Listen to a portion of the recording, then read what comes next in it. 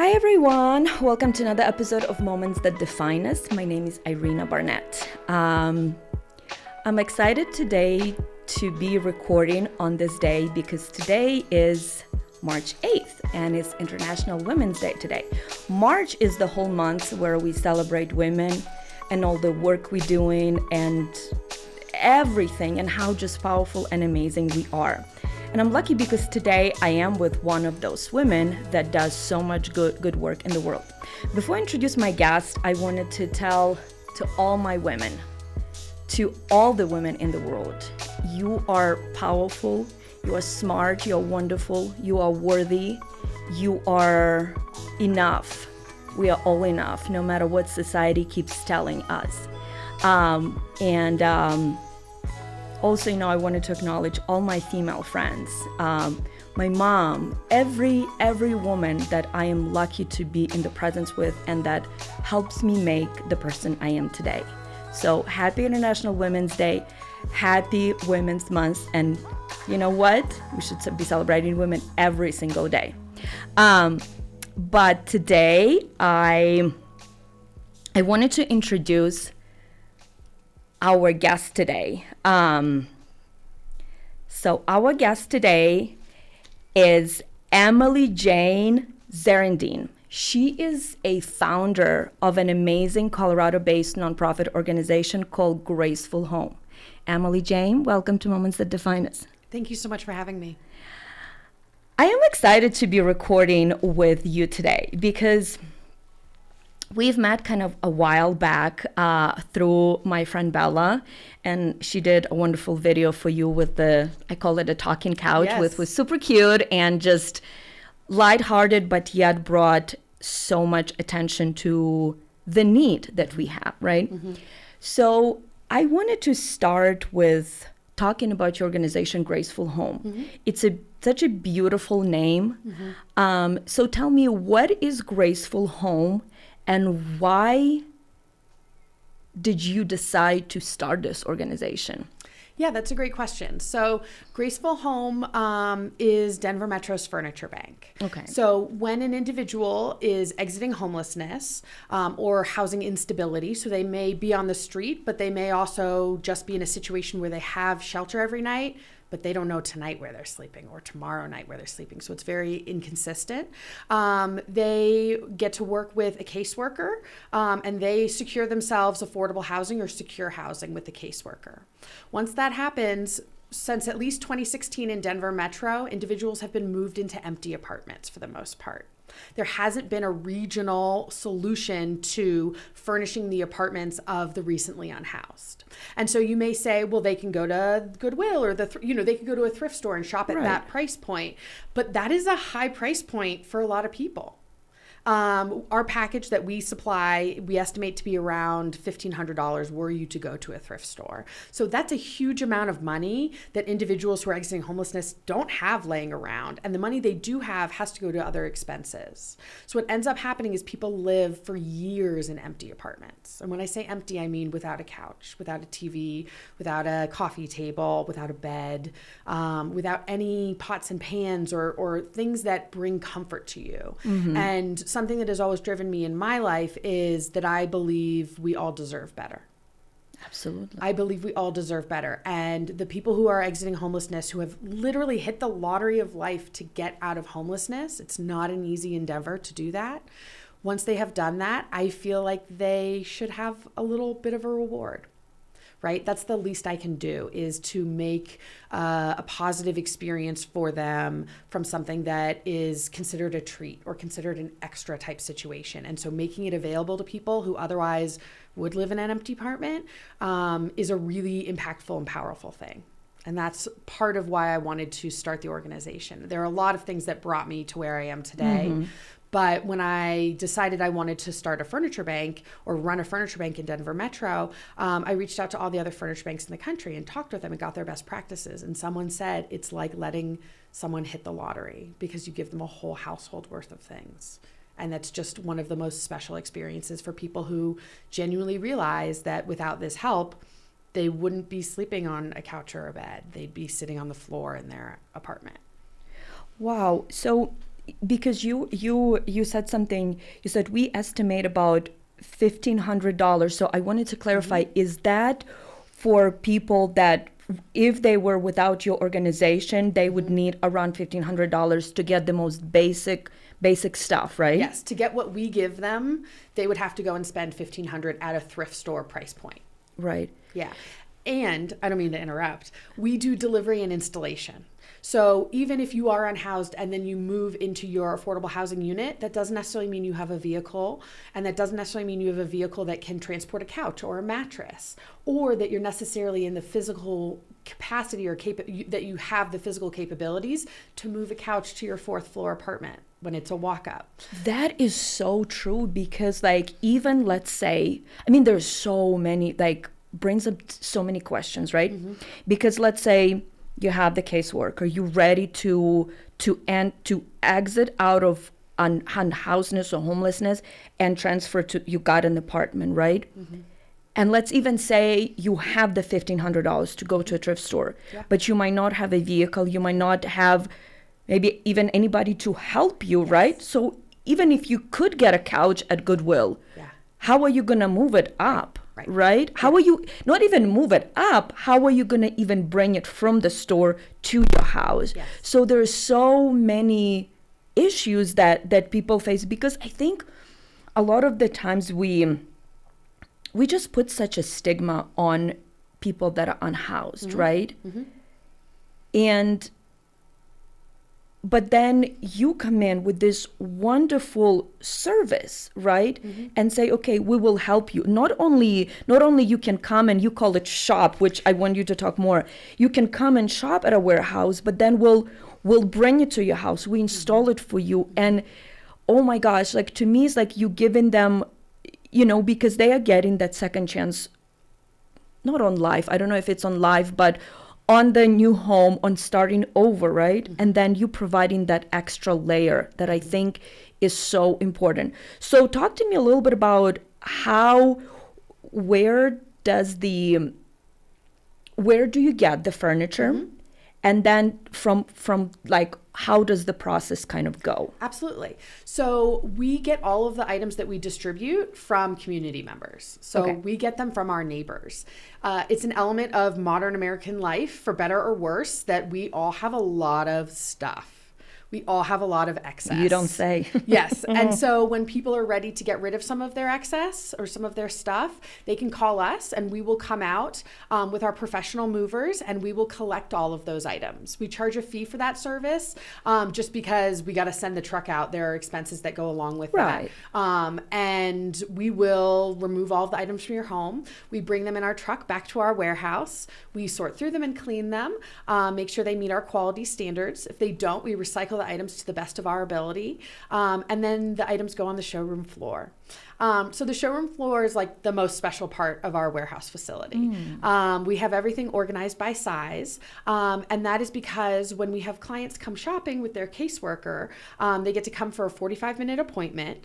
I host all of the appointments, which is absolutely the highlight of my life, getting to have this experience with people. But we sort of structure the shopping appointment based on the family size. So if you're a family of 2, we want you to have seating for 3 in the living room and the dining room, if your unit has space for it, because we believe that's how you can build community, and that's really important to us. That extra seat. An extra seat, exactly. We like to have at least 12 to 15 options of couches on our showroom floor for individuals to pick from. So it really is like a 1990s Macy's furniture store. It's in a warehouse, but it really is this really lovely experience where everyone can find something that really suits their personality. I really try to make sure that everyone picks items that bring them a lot of joy.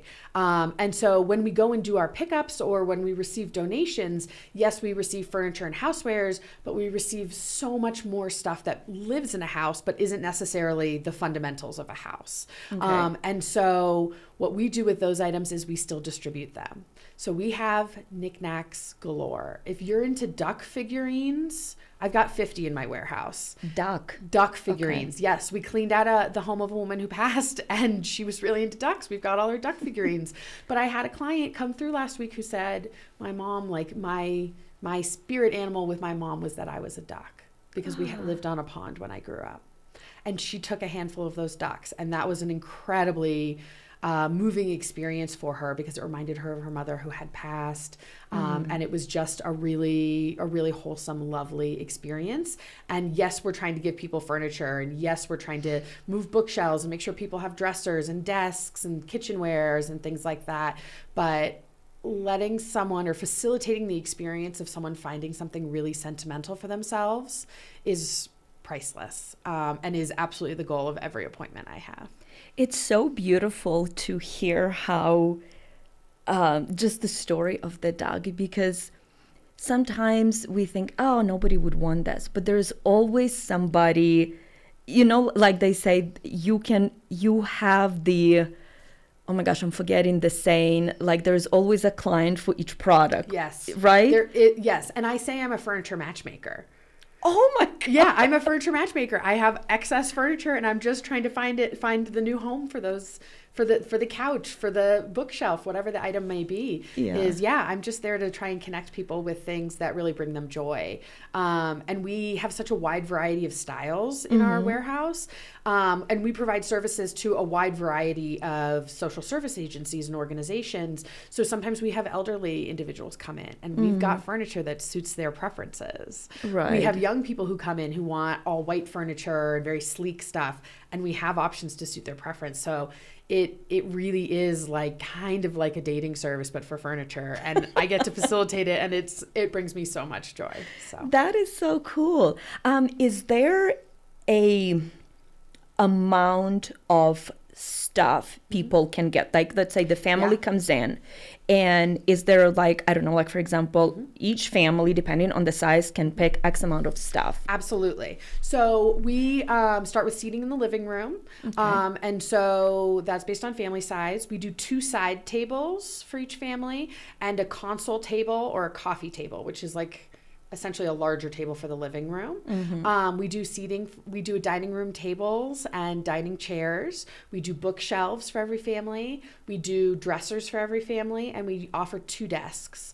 Most people take 1 desk. When we have children in the family, if they have space in the unit, I'm never going to deny a child a desk. Right. Yeah. Right. So we distribute those at sometimes a little bit of a higher volume. Okay. We also do a kitchenwares box. So the kitchenwares box is silverware, pots and pans, plates, spatulas, other things that you would find in the kitchen that we collect. And then we do the artwork and the knickknacks that I talked about. Okay. There have been many times when we have been doing a shopping appointment in the warehouse and someone's come across something and been like, oh my God, I love 1960s records. And I'm like, I've got a whole box for you. Will you take them from me? Will you please take them home for me? And that's how I really try to phrase things and to structure things, because I don't want there to be any sense of a burden for our guests. I want them to feel, and I always tell them when they come in, everything here is free to you. So let's go wild. Let's get you everything that you see that you like. You let me know, and we're going to get those items for you. And we're going to then deliver them and install them in your unit. That's amazing. That's amazing that you don't put that like a hard cut off, or hard, I don't know what's the word I'm looking for, that make sure that you are fulfilled, that you, okay, now I have everything I need for my family and I know my house is full. Because also to even hear you say that when people transfer from homelessness into an apartment, they live sometimes for years without having the couch, right? Yes. I mean, of course it is beautiful to be sleeping in 4 walls and have that to yourself or to your family, right? But it's also, you're not full, right? Your home, Yes. That apartment is not your home yet because you don't have things that you need to live the fulfilled life. So that's wonderful. But now I wanted to ask, okay, so people come in, they shop, they get what they need, you help them. What about on the other side when you, like, I want to donate stuff, right? Yeah. is there an amount of stuff that your truck would come in to pick up from me? Absolutely. And tell me how that works. Absolutely. So for a $500 donation, we will come out to your home, your office, your storage unit. Okay. We will bring our giant truck that fits 60 cubic yards, which is a ton of stuff. And I'll put this into some context. So for a $500 donation, we'll come and pick up 7.5 cubic yards. So what is 7.5 cubic yards? Yeah, No one has any idea. 7.5 cubic yards is like a whole living room and like half a dining room. Okay. So, and that includes like if you have books on a bookshelf, all those books in a box. So every item that's in there is sort of what you get to.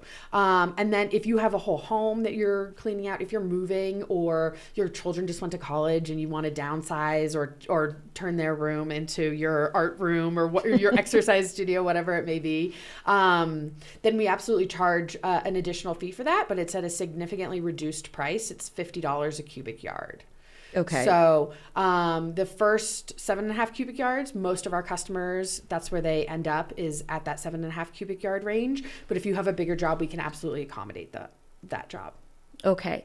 And then do you only work not work, but like pick up stuff only from Denver Metro? Or do you how far in Great question. Colorado do you go? We go from Longmont to Castle Rock.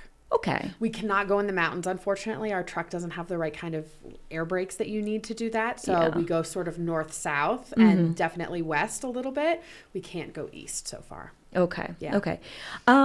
So that's you can get a lot of stuff from people, right? Yeah. Because I'm thinking, long time ago, I used to do organizing and helping people with moves, right? And so when people would move, even moving homes, right? Because a lot of the times when you either downsizing or when you move into a new home and maybe you want, get new furniture if you can afford it. A new style. Myself or other people that want to donate, right? You come in, you taking stuff off our hands, but then you also helping community. You helping people, enter their new home and bring them these beautiful things. Yeah. So I think that's such a great service. I wonder, are there, because it seems to me like that you are very unique in what you do here in Denver. Is that right? Absolutely. There is a furniture bank in Boulder. It is a much smaller organization and they don't do heavy items. They do much smaller items. So they don't do couches, they don't do beds, things along those lines. So that is a difference that we have. But other than that, since at least 2016, there hasn't been a regional solution to address this challenge. Okay. What is the biggest need at this time for GraceFull Home? Furniture and housewares. We need inventory. We have a week and a half worth of wait list for our appointments, and we serve 10 families a week. Okay. So we need just more inventory. Most of the items that come into our warehouse stay between 3 and 10 days. So we turn everything over every 10 days. So that it just the volume of materials that is going through the space is not high enough to meet the community's need right now. Okay. So we're busy, we're rocking and rolling and staying busy, but we need to grow to meet the community need because there's so many people who we have to turn down because their partner agency or their referring agency doesn't have an agreement with us. And so we can't serve those individuals the traditional way. So we want to serve them outside of the traditional way. And we just don't have the inventory to do that right now.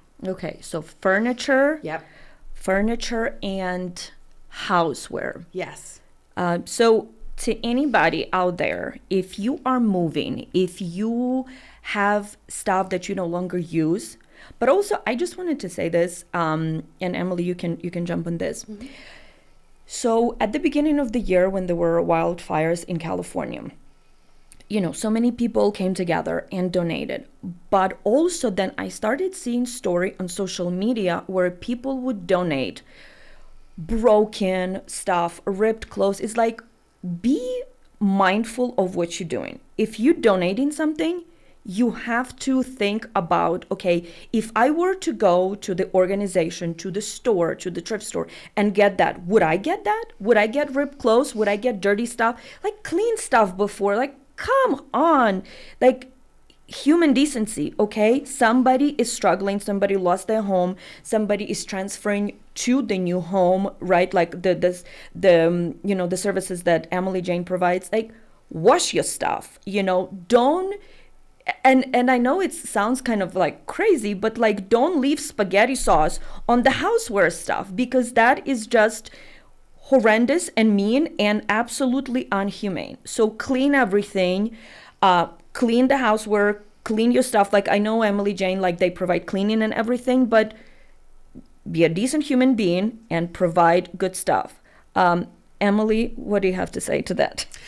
So I agree with that. The standard that we use is, would you want your mother to have that? Would you want your sister or your brother to have that item? Right. That really is our standard. And we have been so lucky. We receive the most beautiful furniture, beautiful antique pieces. We've received Pottery Barn and West Elm furniture.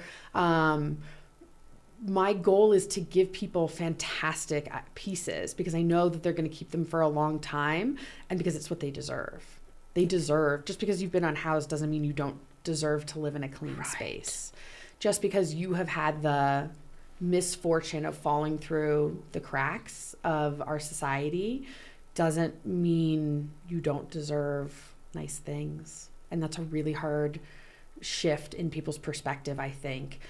There is a lot of like prejudice or judgment towards our unhoused community. And there's a lot of frustration because people understandably walk down 16th Street Mall and sometimes you're greeted with people who might be on hard drugs or having a mental health crisis or something. And like, that's not what your Saturday night is about when you're trying to go to the bar and have a good time with your friends. You don't need to have that real serious reality check on the way in. And so I understand that frustration. I don't understand the lack of humanity that is assigned to individuals who just happen to have a slightly worse life experience than the rest of us. We're all, I mean, not all of us, but most of us are so much closer to being unhoused than we are to being a billionaire that... Oh my gosh, that was so true what you just said. Yeah, so we're all so much closer to being unhoused than being a billionaire. And going back to what you said about the California fires, the California fires burned in all different kinds of neighborhoods socioeconomically, but they burned in some really, really wealthy communities, like exceptionally wealthy communities. And those people are now unhoused. They might be able to go rent another house or stay at a hotel for months if they have millions of dollars and things like that.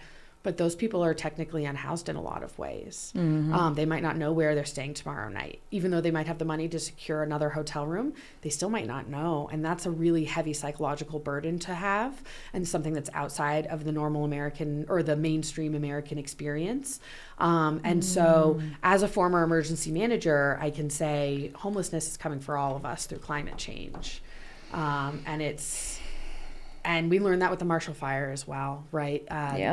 So those were people who became immediately unhoused and were in a housing, then put into a housing market where they're trying to secure new housing along with however many other 1,000 people whose homes were damaged. And like, that's an incredibly expensive situation because there's just not enough inventory.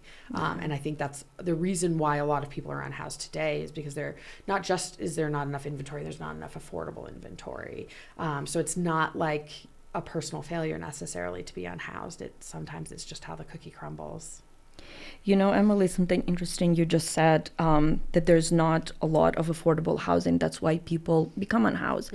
I recently interviewed somebody on a podcast, a woman, Karen Olson, who started organization Family Promise back in the 90s, right? Yeah. And I asked her, how is that in the wealthiest country in the world we have so much homelessness? Yes. She was started an organization to help homeless family to transfer out of the homelessness, and she also said it's the affordable housing, right? So it's how is that it seems to me that we have so much resources, but we are using them in such a wrong way? Yeah, so that's a hard question or prompt for me to answer. So I'm not a homeless services expert by any means. I stumbled into this. I am a classically trained Homeland Security subject matter expert and an emergency manager. And so I used to run my own business in Denver called Golden Hour Preparedness, doing that work for businesses.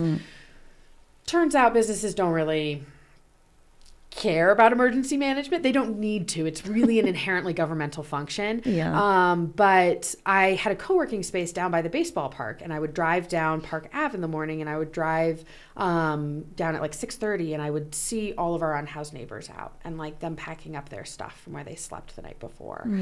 And when that business was very clearly failing, I shut it down and decided I wanted to make a career change to have the biggest impact I could have in the unhoused space.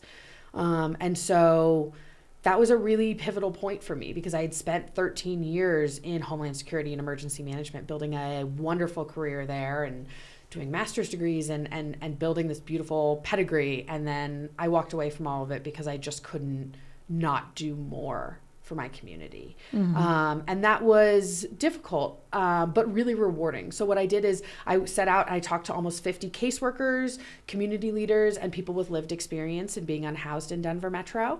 And what kept coming up was that we didn't have a furniture solution. There are some nonprofits that do a little bit of it, but they don't do the labor part of it. So they won't move the items, which is challenging. So I set out to find the best way to run a furniture bank. And I talked with all of the other furniture banks in the country, got their best practices, right-sized it to Denver, made it reflective of our community and our community's values, and then we set out to implement. So that's how we sort of started along the pathway, was really realizing that I needed to make a change in my life to have a more serious impact or a more significant impact in the day-to-day experience. And so emergencies and disasters, like what I worked on before, are fast moving. It's an active shooter at a school, it's or a movie theater, it's an earthquake, it's a tornado, it's a catastrophic rainstorm, something like that. Homelessness is a slow moving emergency. It slowly corrodes into your life until you end up on the street. It's a slip into a level of poverty that happens both very quickly and very slowly. And I just felt like I needed to be in that space, even though I didn't know anything about it. I'm not a classically trained caseworker. I'm not like an officially trauma-informed person, but it just felt like that's what needed to be done. I just have to tell you, as I'm listening to you, it makes me think of us women and what kind of power and this untamed knowledge we have within ourselves. Because you said, I had this wonderful career and I've built it and I've done a lot of great work, but I wanted to do more. And I know you moved to Denver around COVID time, right? 2020. Yeah. And you would drive to work, right? And then you would see that and you're like, oh my gosh, what I wanted to do something. You'd like, the urge was starting to come. Yes. And then you said, okay, I'm gonna do something about it. And that's what I think women are so good. Again, no shade on men, but because we say, okay, what is missing? Then we find what is missing, like, I'm going to do something about it. And then you start talking, you did the research, you start talking, and what kept coming up, bam, I have a solution. I'm going to start this furniture bank, and I'm going to help people. I just love that story so much because, again, it just shows how caring you are, first of all.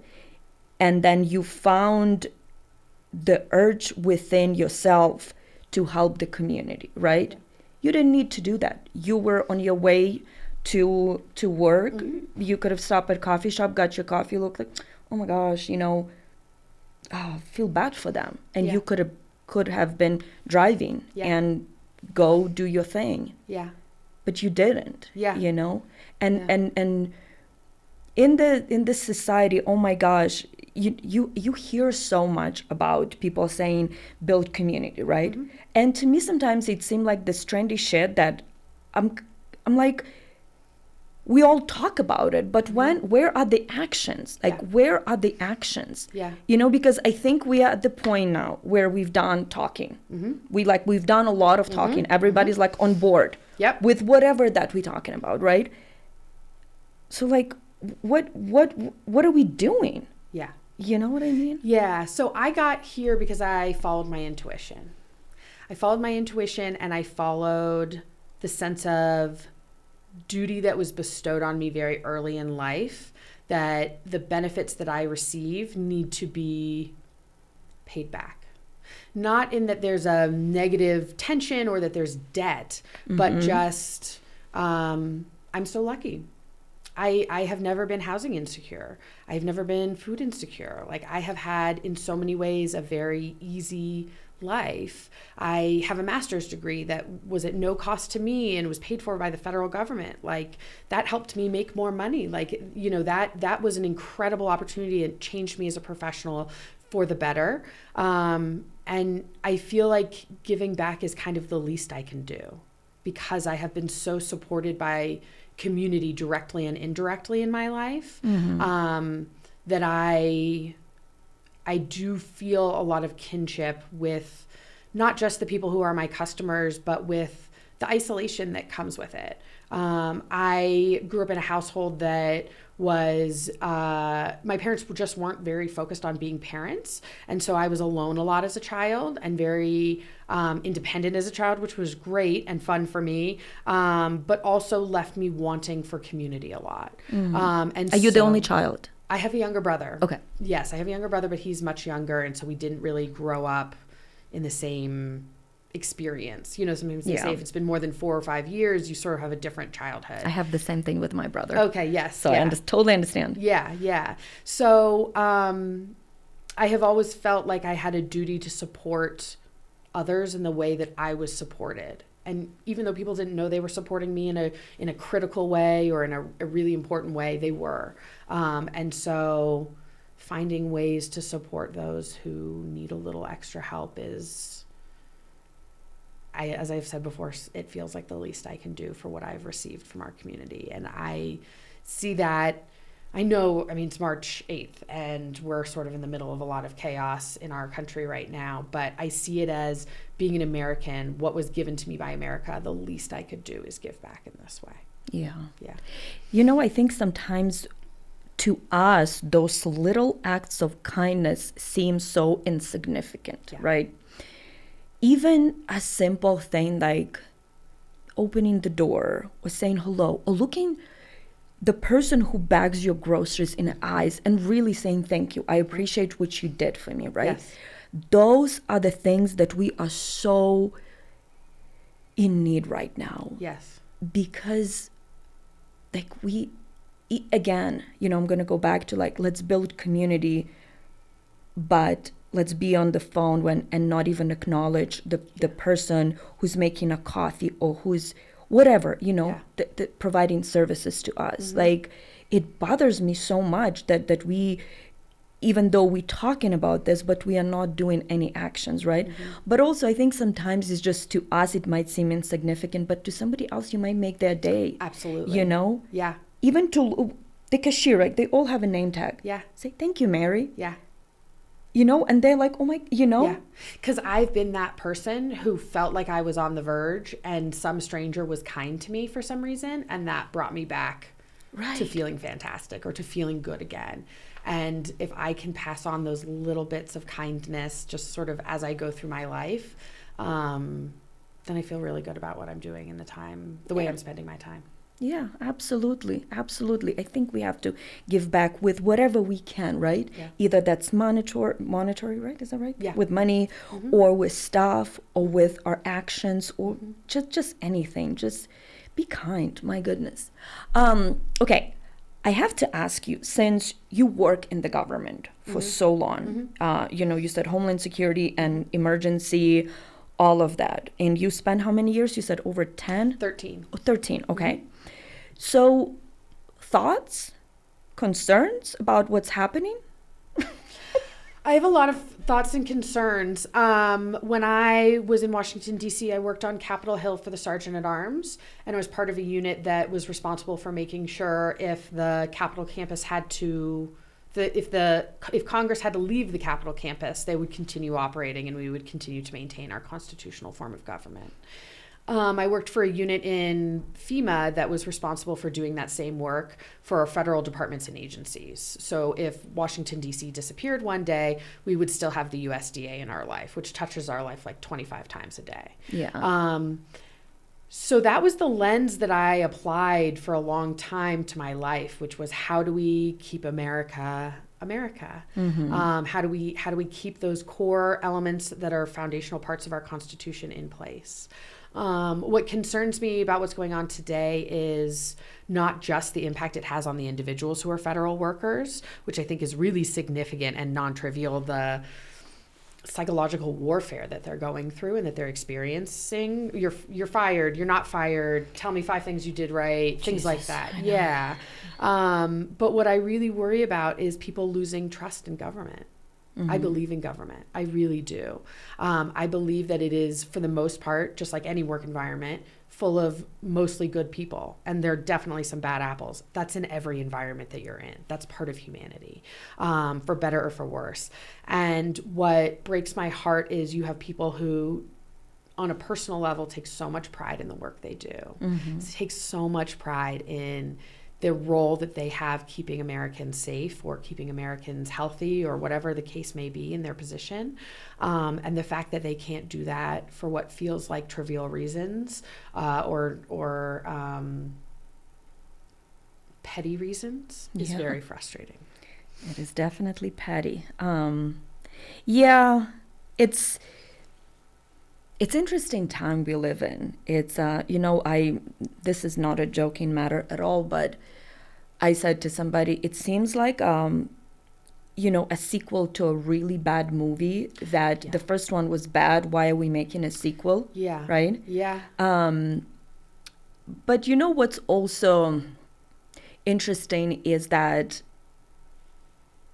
even though it feels like America is slowly or rapidly losing democracy, but if you look at the history, people fought, people protested, people been through so much, so I also have hope that this might be, even though it seems bad, but hopefully it's a pivotal time in this country and also for the world, because America has such a huge influence in the world that hopefully people are seeing some of our leaders and like,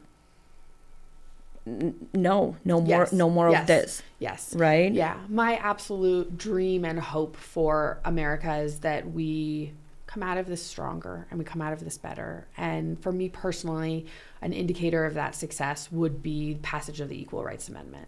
Knowing that I can go into any workplace and I have the legal right to be treated in the same way as anyone else, that I have the same right and control over my own body as men and everyone else, that would be incredible. And if I were to be able to wave a magic wand, which is a concept I use a lot, which is let's set the standard for excellence and then work backwards on how to meet that. Yeah. And I really just hope for our country that we're able to come out of this stronger. I believe we will. It might take longer, but I believe we will. I wanted to switch gears a little bit. We've talked about your wonderful organization, and thank you for providing just your thoughts on what's happening. I felt like I had to ask just because you were in that, in the government space. And it's interesting when you work on the inside, right? Like you see and you have so much more perspective. But I wanted to switch a little bit to your story, to EmilyJane, right? I feel like we have so much in common. Like, first of all, like, look at us. We are redheads. Yes. Are you a natural redhead? Yes, I am. Okay. I'm a natural redhead. My best friend from high school is also a natural redhead. Oh my And gosh. it was like the light of my life to be able to go places with her and have people be like, "Are you sisters?" And be like, "No, but we do match." So I love other redheads. It is just the most fun sort of twist on a personality that you can have. And it just, I love it. I mean, as a child, I remember being a kid, being in the grocery store, like in the shopping cart, and people would come up and touch my hair. So there were some negative parts of it. There's a little bit of stranger danger. Yeah. I mean, it was the 80s and 90s. So like things were a little, I think you could touch other people's children then, whereas today, like, you cannot touch other people's children. Don't even look at my child. But yeah, being a redhead is a lot of fun. Yeah. How would you describe a redhead and our personality? Okay. Oh, that's a great question. I would say Don't hold back, Emily sort Jane. of like a cat. Ooh, why? Yeah. I want to be petty. And I imagine, so I'm not a cat person, but I like the concept of the cat. So I imagine cats knocking things off shelves just to kind of be a little rude, or like a little like, pay attention to me. What's going on over there? I also imagine redheads, generally speaking, are very passionate people. I have not met a redhead who is like a really calm or sedate person. Yeah. There's some energy that runs through us. And part of it, I mean, these are actual legitimate distinctions in that, like, redheads, for example, don't take anesthesia as well. Oh. Yeah. So, like, to give a random example, so I had an emergency C-section when I had my son, and they had to put me under general anesthesia because I moved on the table because I didn't have enough anesthesia in me because of my red hair. So yeah, I've learned, there was a New York Times article I read about that, and there was a study that was done. So yeah, keep that in mind. Like when you go to the dentist, it can be a factor. It hasn't been a factor for me. Okay. I also had a C-section, not an emergency. Okay. And I would think that those two are different because Yeah. I knew I was going to have a C-section. So I didn't have problems there. Yeah. Yeah. And I'm not also a person who could go to the dentist and have any work done without it. Yeah. But so are you saying that we don't take it as well, or it doesn't affect us as well? We don't take it as well. So we need more, or we need longer for it to kick into our system. That's how it's been explained to me. With the dentist, I do tell them, yeah, I need a little bit more. Yes, And actually, yes. now that you said that we need more, with when I had a C-section, no, with my first daughter, I had an epidural, right? Okay, yeah. So I was like, I need a little bit more. Yeah, yeah. Give me some more. Yes, give me a little bit more. Yeah, yeah. It's a redhead thing. But we're strong. We're really strong. Yes, we are. The redhead and the sassiness definitely adds to that. You also are a mom. Yeah. You are a mom of one. Yes, just one. You have a son. Mm-hmm. So tell me about motherhood and how has motherhood changed you?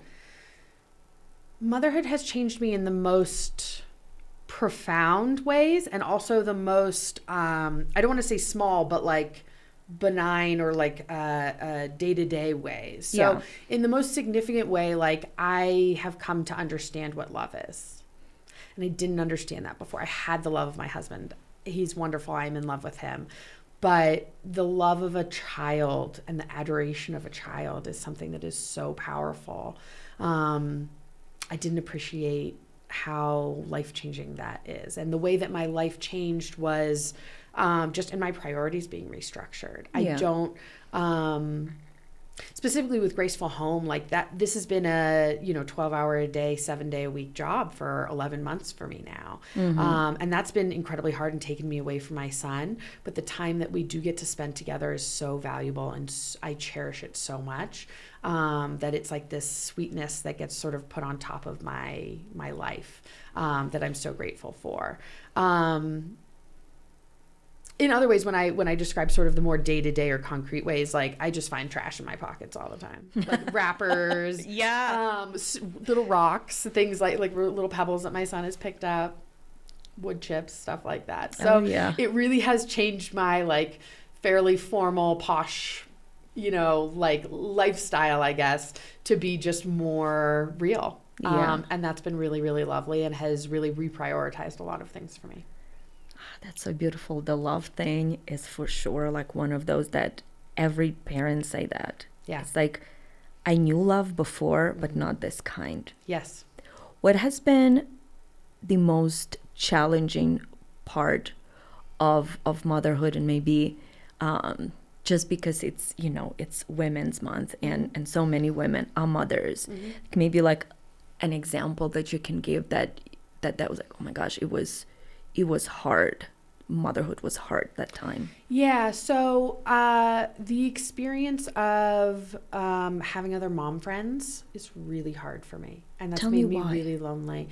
I am a competitive person. And as much as I don't want to compete with other moms and their kids' development or progress, it's so hard not to. My son was 6 months delayed in walking, which is like not really that big of a deal, and he doesn't have a sibling, so he's not seeing an older child walk. So it's not that big of a deal, but like, I don't want to be in a situation where I feel bad about myself around that, and I just have not been able to crack that nut of disconnecting those two things. And so that has led to a lot of isolation and loneliness in this part of my life. And so that's really hard. And part of it also is just running GraceFull Home is a more than full-time job, and I haven't had the bandwidth and capacity to build those relationships. Yeah. Yeah. I think that sometimes maybe we as women, but I think it's truth for everybody. We compare ourselves to others, wantingly or unwantingly, we compare ourselves. But I think as mothers, you're right. I felt a lot of that too, to where like either that's somebody on social media that you never met. Yes, totally. Or it is your friend, right? Like, oh, my baby's now doing X, Y, and Z. It's like, well, my baby's not. Yes. Something wrong with my baby. Something wrong with me. Yes. It's like this chatter going on. So what about like one of the happiest moments of motherhood? Where it makes it all worth it? I know there's a lot. There are a lot. I would say seeing my son walk was really cool. Yeah. Yeah, he was crawling for a long time, and that was... you could tell he was getting frustrated. He couldn't move as quickly as he wanted to.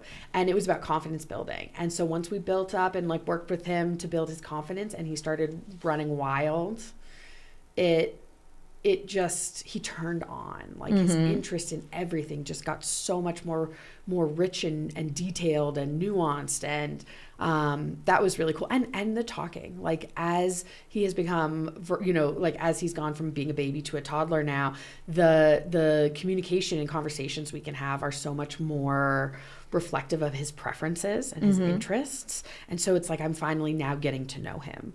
Not that I wasn't getting to know him in his first I know few exactly years, what you mean. But I really am like, yes, tell me why you love the color orange. Like, tell me about it. And now I have the opportunity to hear those things, and it's just lovely.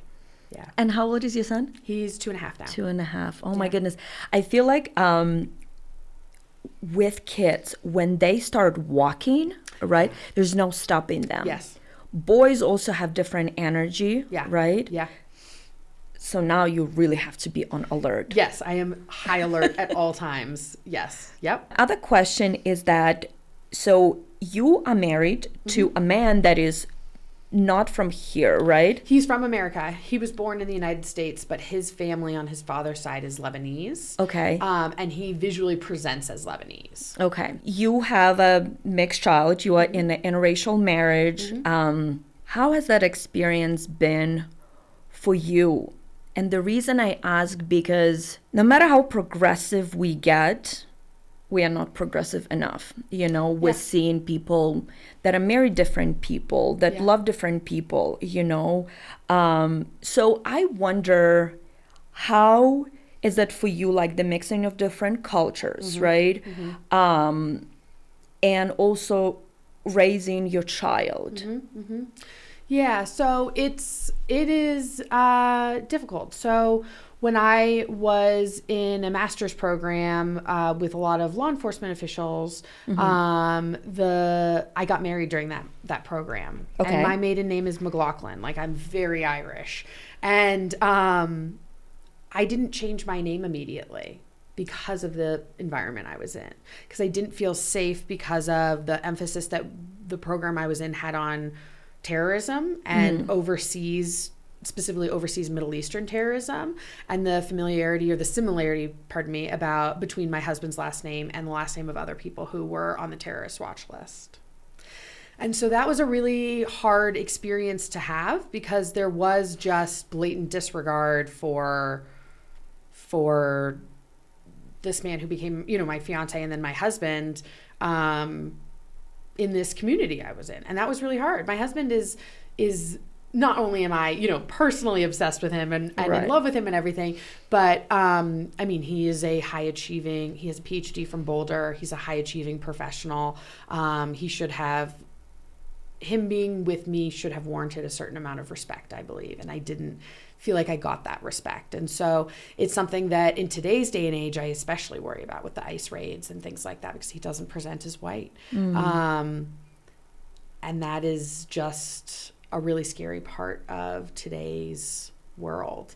As far as honoring and respecting and bringing in the culture that is part of his heritage, that's something I've tried really hard to do and that we definitely put emphasis on for our son. But it's still, the family dynamics are difficult, and I'm from a different culture than their family, and that's hard to integrate into, and it's hard to feel comfortable in sometimes, because everyone's a little on edge and a little bit more nervous than maybe they need to be. But it comes from a place of kindness and a place of love, and so that's really where we are in process with that.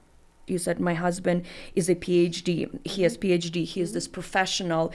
He has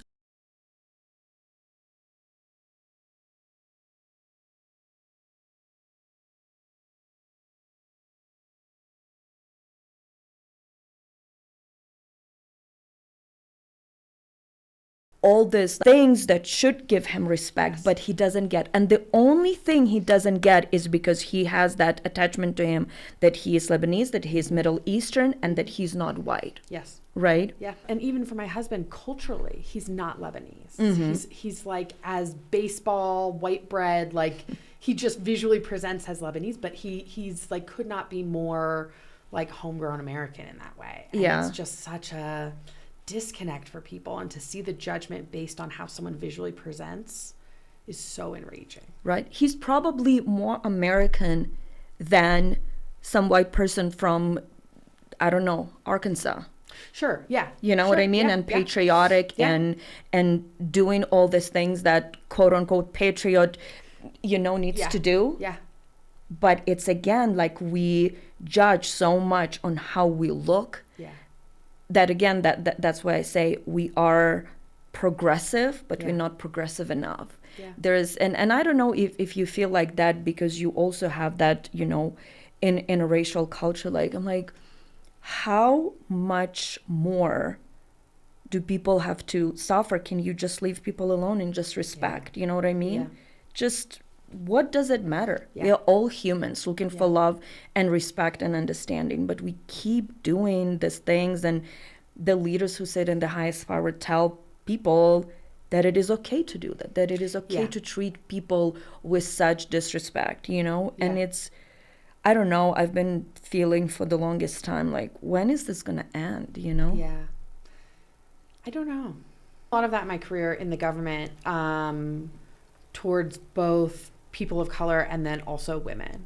It's like both of those groups, and especially the women of color, have such an uphill battle, and have such unfair standards against them. And I was in Washington, D.C., right? So I worked for local government in Virginia. Like, we're talking about very traditional historical environments. But it's really frustrating and it's really upsetting. And the more we can do to elevate the voices and support those voices of people doing good work, regardless of their race or their gender, I think the better off we are. Absolutely. My gosh. EmilyJane, I wanted to thank you so much for coming here today on this lovely Saturday. Sorry to take you away from your family. But to finish this episode with you, since it's a International Women's Day, tell me a story about some of the women that impacted your life and help you become the wonderful, the great, the powerful EmilyJane you are today. Thank you. One of the first and earliest and also most significant women who impacted my life was a woman named Sister Christine. Okay. She is a nun. She's still with us. She's a nun at the high school I went to, and I went to a very special all-girls Catholic boarding school that was a really special environment. I loved the all-girls environment. And she, because it was a boarding school, we were all away from home for the first time. And she sort of took me under her wing and was incredibly kind to me and showed me a lot of grace. Especially at a time when I didn't feel like I deserved any. And she showed me a lot of grace. And she's someone who comes to mind to me when I have to make a decision and that's ethical or what is best for the other person or what's best for the situation. I think back to her and her solidness, her steadfastness in what is right and doing what is right for other people. And that structure, that deep commitment to what is right, and for her it is her faith, is so inspiring to me and has allowed me to grow in my stuckness. When I say stuckness, I mean my stuckness, like almost like I'm in cement, but I am there doing good and I can't get out of the doing good part. And I love it. I love that stuckness. That stuckness doesn't let me retreat when I'm scared. And that's great. It keeps me present where I need to be, and it keeps me pushing forward, which is where I want to be. And so I think of her often, and I am so grateful for the impact she's had on my life. That's so wonderful. Yeah. We all, I think, when we look back in the life that we live till now, there's so many women that impacted us. I think it's, like talking about building community, but I also think we need to build sisterhood, diverse, inclusive sisterhood of women that support one another. Because I think when we are supportive of one another, really supportive, not just talking, but really support one another in a most authentic and beautiful way, then we can move mountains. Yes. Right? Yes. I mean, we can do anything. We can do anything. And but thank you for coming today. I love talking with women who do good things in the world. And thank you for seeing something that was needed and creating and putting stuff together and making this organization GraceFull Home, and you helping so many people. I would love to come to your warehouse one day. Yes, I would love that. And to see how that is. I've seen it, like I said, through Bella's video, but I would like to come and see it for myself as well. Yeah. So thank you so much. It was my absolute pleasure to talk with you. Thank you. It was mine as well. Thank you, everyone, for listening to another episode of Moments That Define Us. Again, happy Women's Day to every female out there. Remember, we are all powerful and amazing, and we should be celebrated. I'll talk to you all next time.